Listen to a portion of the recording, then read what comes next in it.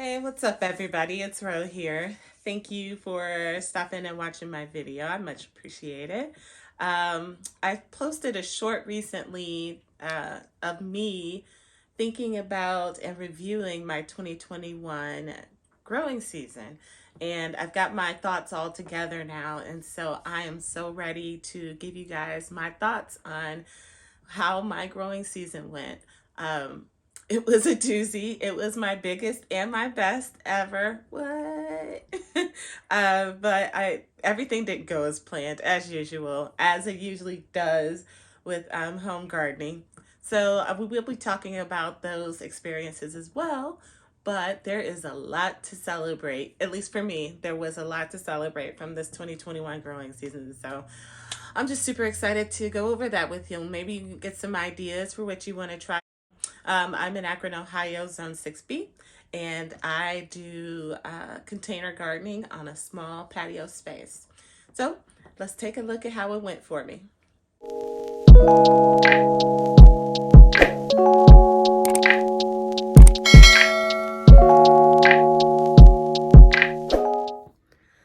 So, I think I want to start this out on a positive note. I'm going to start with my successes. I reached 5 of my goals for 2021. The first goal being that I canned my own homemade pasta sauce. I was just through the roof that I managed to do that. I've learned a lot. I'm going to do things differently next year, but I did accomplish that goal and I'm super happy about it. And I even went one further and canned some salsa. This is my first year canning. This is my first year growing enough and storing enough tomatoes in order to even make that possible. And so yeah, I was really pleased with that. And like I said, I'm going to be making some changes to how I did it in this coming year, but I got it done and I got the experience. I learned from it and I'm super excited for the coming year.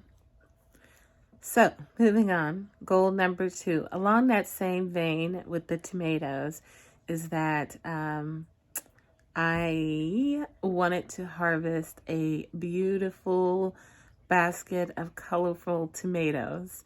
I got real big into watching these homesteading videos and the harvest videos.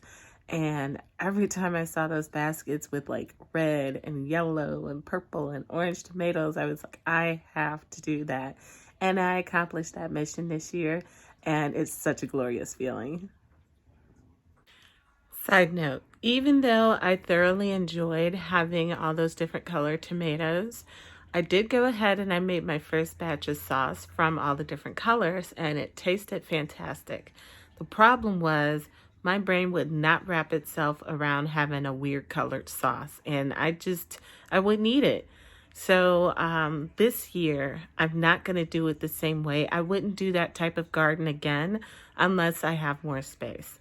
So this year, I plan on planting more red varieties than trying to have this beautiful array of colors of tomatoes. Now, back to the video.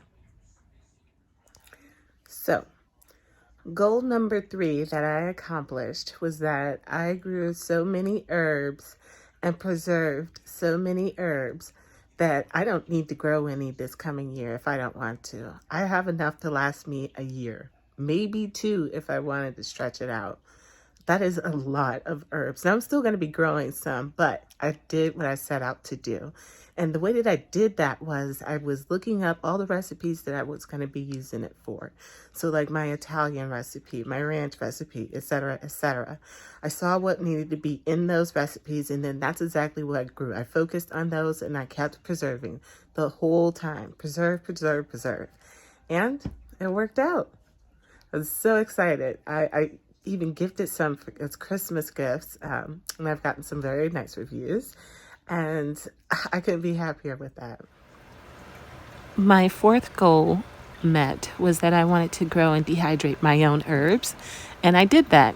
Not to the extent that I did with the culinary herbs, but I did preserve enough that I'm still using my own homegrown and dehydrated teas. I just know that I don't have enough stored up to get me through the winter, but it was a success. Maybe this year I should consider going hard on my tea herbs since I don't need to grow too many culinary herbs this coming year. It's a thought.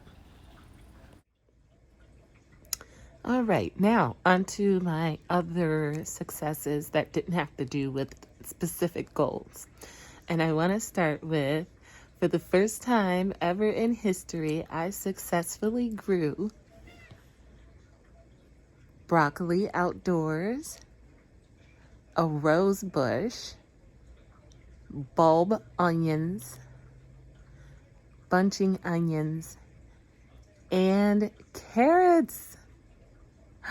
Can you believe it? I still can't believe it. I damn near cried when I pulled them carrots out. So happy, so happy, so happy. So I have big plans this coming year based off of those successes. I'm going to be better at them. I didn't do great at them, but I got them to mature. And that was, that was the positive note that came from those experiences. My broccoli was still producing up until a couple of weeks ago. My onions all did very well. They were all from sets. I didn't grow any from seeds, but they were from sets and they did very well. My broccoli obviously did very well. And my carrots, I got like 6 of them. I was so excited. They were of the rainbow variety. And so, yeah, it was a good year for firsts for me. That success was planting early determinate tomatoes. Lo and behold, they outproduced all of my other tomatoes plants by a mile. There was no comparison, and they produced for longer than I expected. They stood up against weather and disease and pest pressure. They were amazing performers in my garden, and without them, my goal of canning my own food would not have come to pass. Now, this was not my idea. I didn't have some sudden stroke of genius. I should mention that I got the idea from the Millennial Gardener. I'll put a link to this specific video in the video description below. But in it, he outlines the reasons why you should and the methodology behind the early determinate tomato planting. It's good stuff. I recommend you watch the video. It worked out fantastically for me, and I'm not going back for as long as I have a small garden space.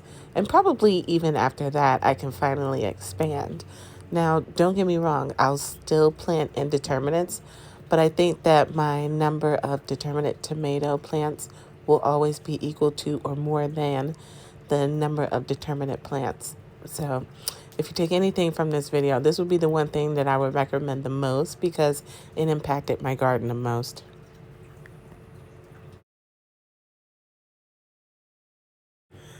My next success was growing watermelons. I was determined to grow watermelons outdoors after I had successfully done so in the house over the winter in hydroponics.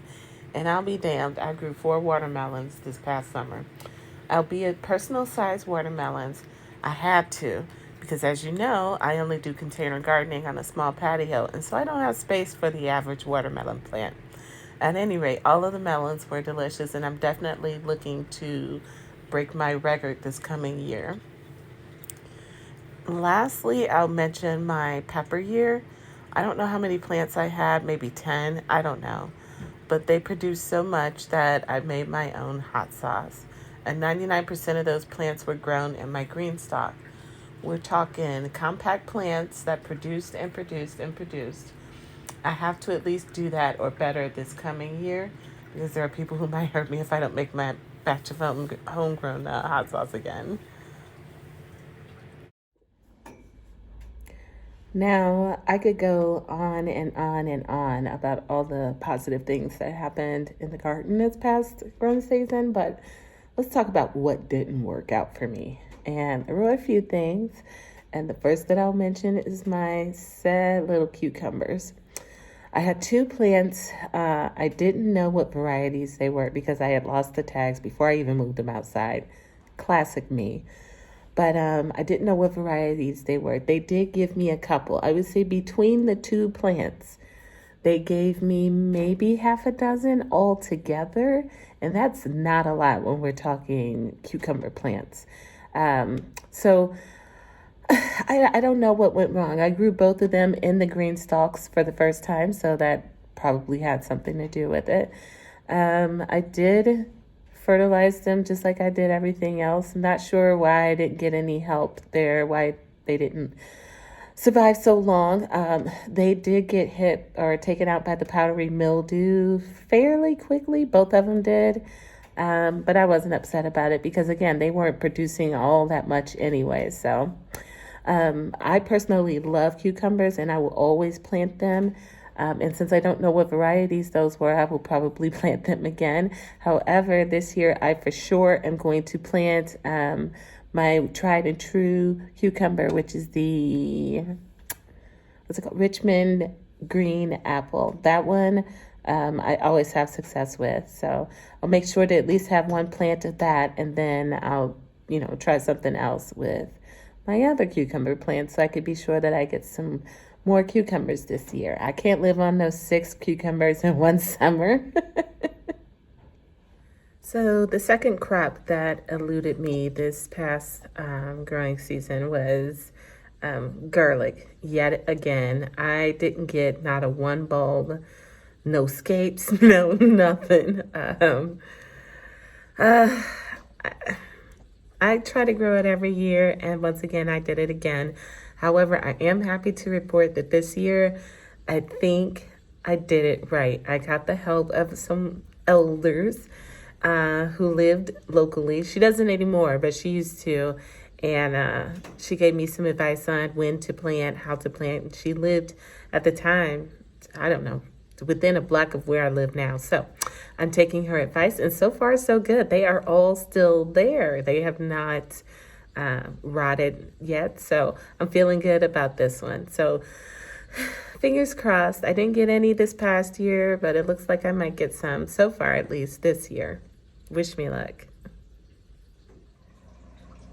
I have had to record this video over a number of days, so I am so sorry for all the...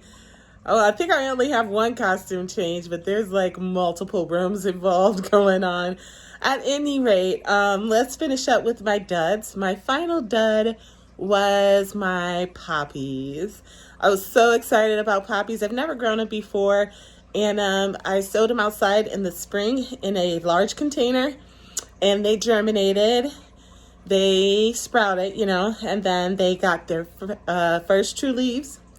They got their second true leaves, and some of them got their third true leaves, and then that was the end of it. I waited months and months and months, and nothing ever happened, so I finally got just fed up with it and pulled them out. I don't think I'm going to grow those again this year. Not that I grew them last year, because they didn't grow, but I'm not going to try that again this year. This year, I'm going to stick with flowers that I know how to grow, like marigolds and zinnias and sunflowers and black-eyed Susans. I'm just going to stick with those for this year and complicate my flower situation another time. I wanted to do a quick honorable mention from 2021, and that was to calendula. It was my first year growing it, and I had no idea that it would last so long. I planted it early in the spring, and I swear it was still going in November, December. That is crazy. So I definitely want to plant that again. I believe I grew the Resina variety from Baker Creek, but I'm pretty sure I got more than one variety. I think I got 2. At any rate, I'm going to be growing way more calendula this coming summer and fall, and I guess winter too, and spring. So looking forward to that. And then that should do it. That's it for my review this year. Obviously, there's so much more I could have talked about, but we don't want to be here forever. And I just wanted to touch on the things that made the most difference, the things that affected me the most, whether positive or negative. So, and that's what you've heard now. I hope you guys had a good growing season. If you have any questions, drop them in the comments, and I will see you guys in the next video. Bye-bye.